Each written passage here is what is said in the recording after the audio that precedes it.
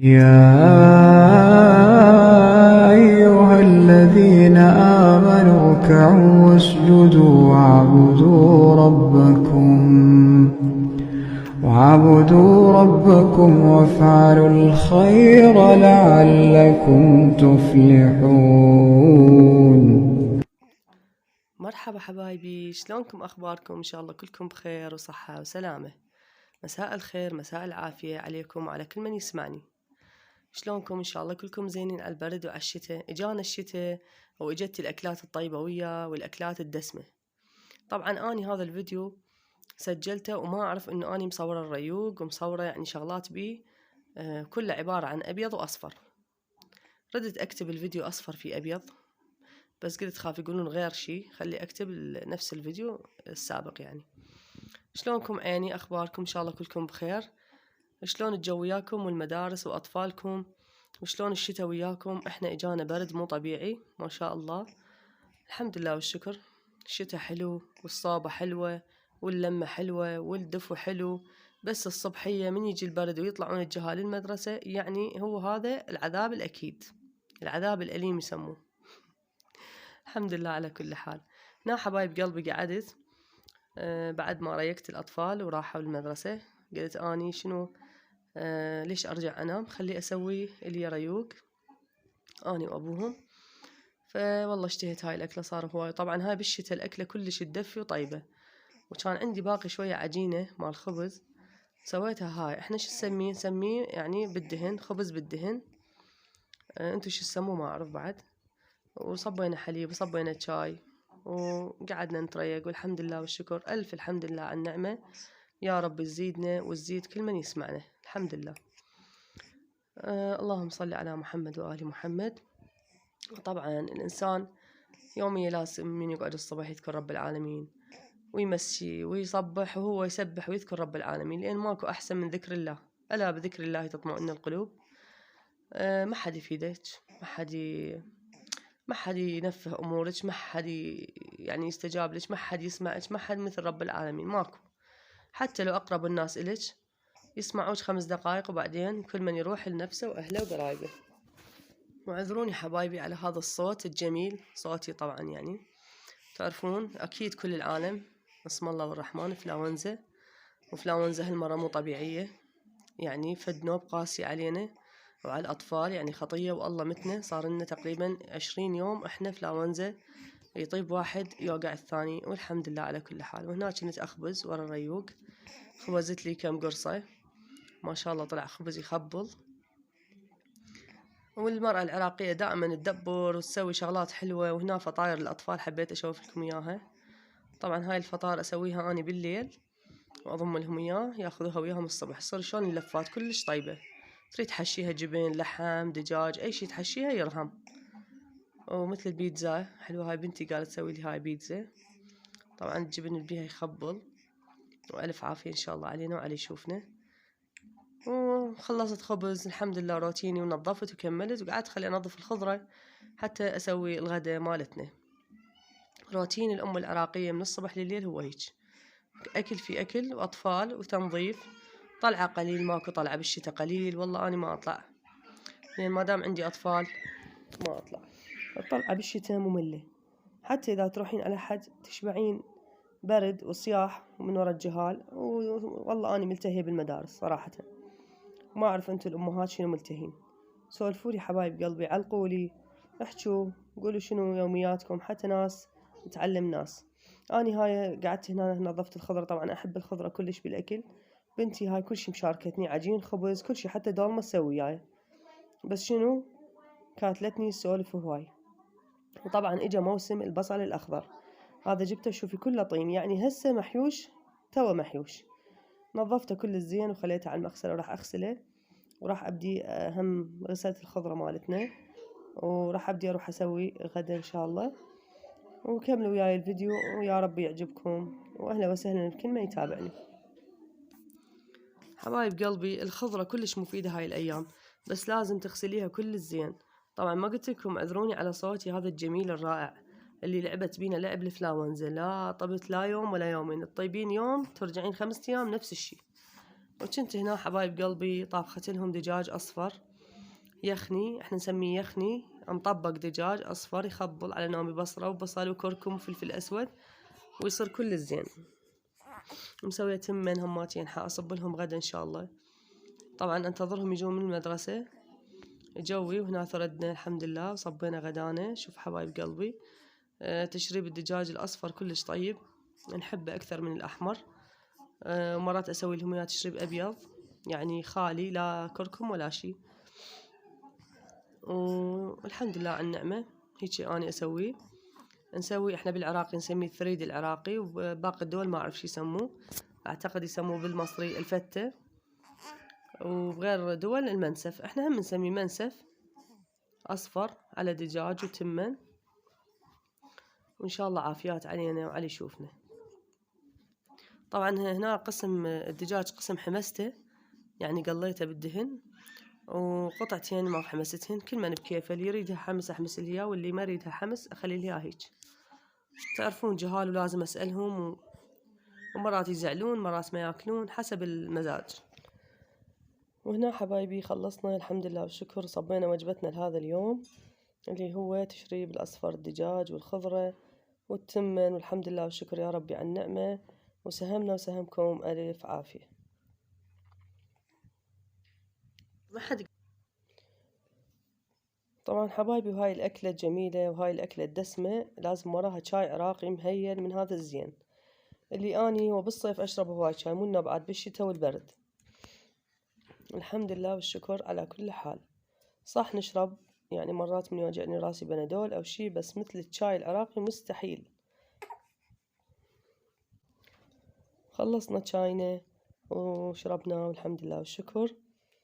وهنا جت فترة العشاء. وهنا حبايب قلبي تدرون الشتاء هو أبو الأكلات الطيبة والدسمة واللذيذة. وإجانا القرنابيط، وش نسوي بيه عيني؟ راح نسوي اليوم قرنابيط حمس ويا البصل.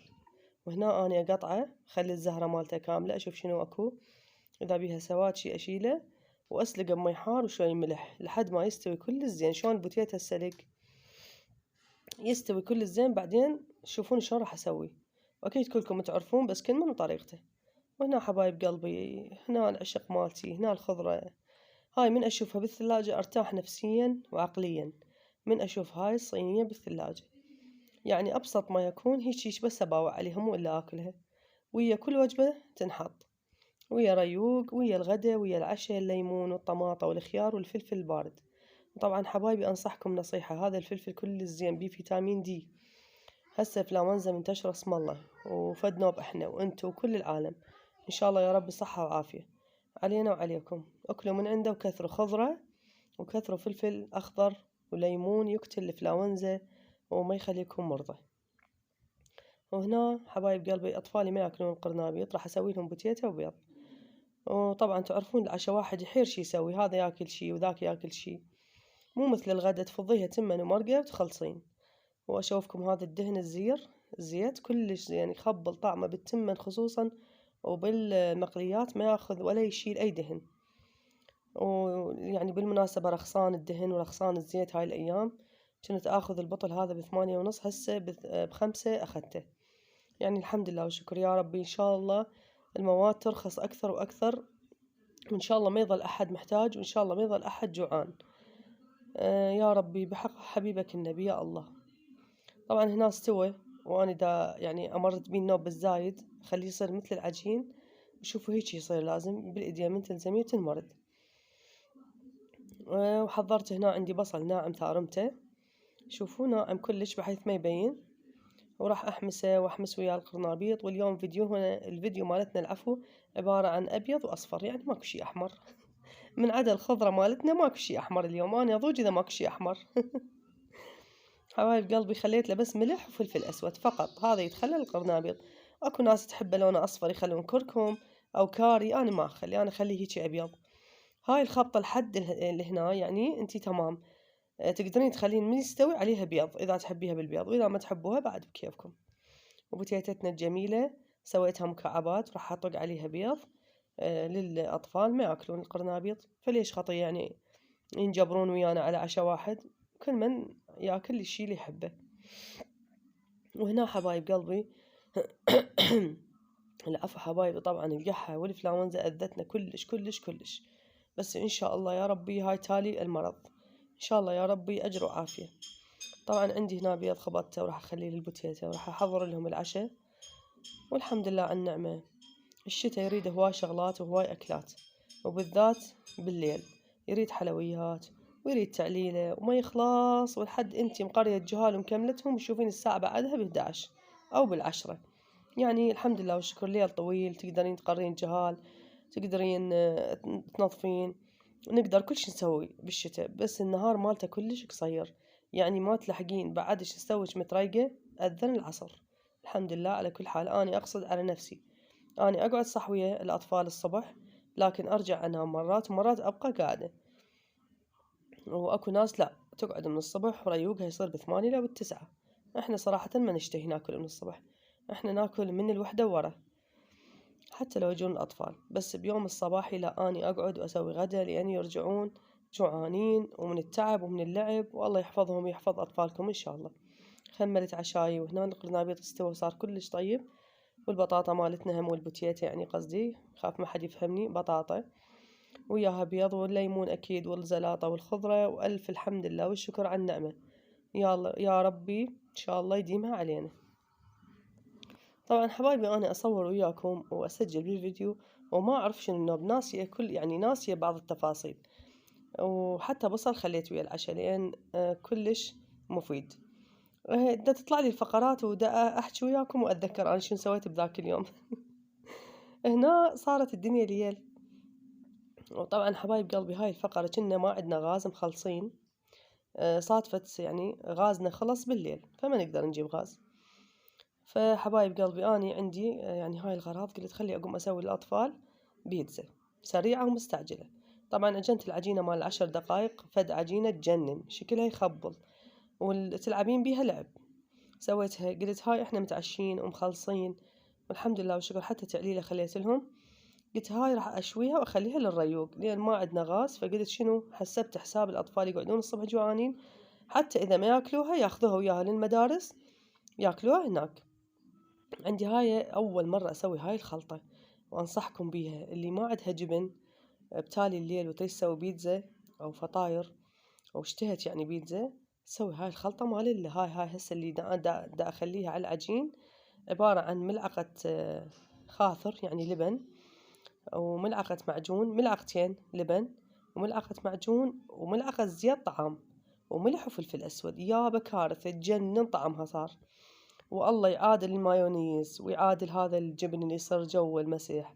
الحمد لله والشكر سويتها تجربة أول مرة أسويها، ملعقتين لبن وملعقة معجون وملعقة زيت وفلفل أسود وملح، يصير يخبل وتصير لك بيتزا تجنن.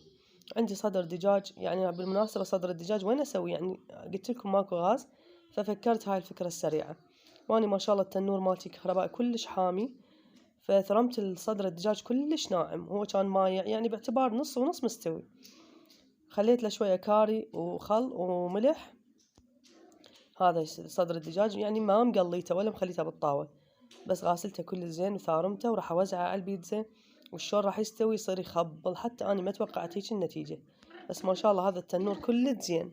وهنا حبايبي وزعت صدر الدجاج على العجينة، وقلت لكم هاي الصلصة كلش حلوة، يعني اللي ما يفهمني شنو لبن، يعني هذا الخاطر الزبادي، لبن الزبادي العلب اللي نشتريها من السوق، تخلي منه ملعقتين وملعقة معجون وزيت وفلفل أسود وملح تصير لك تخبل. هنا حبايبي كملتها، وشوفوا ما شاء الله شكلها النهائي، ما أسالف أني يجنن ولا الطعم بعد أطيب. طبعا صارت كلش طيبة والله، لأن مو على مود شغل إيدي، بس هي ما شاء الله صارت تخبل، عجينة تخبل. يلا حبايبي مع ألف سلامة، أتمنى يعجبكم الفيديو، أتمنى يعجبكم الفيديو حبايب قلبي، وحبيت أشوفكم هذا الجوز يمنه من الشجرة للخلاط، سبحان الخالق العظيم. شوف شكله قد حلو، ولا كنت أتخيله هيك. جوز أخضر القشر مالته، وتطلعين من عنده هاي الجوزة اللي ناكلها ونكسرها وقوية، سبحان الله كانت فيه هذا الأخضر. الحمد لله والشكر على النعمة، سبحان الخالق العظيم، ومع ألف سلامة يا أغلى ناس.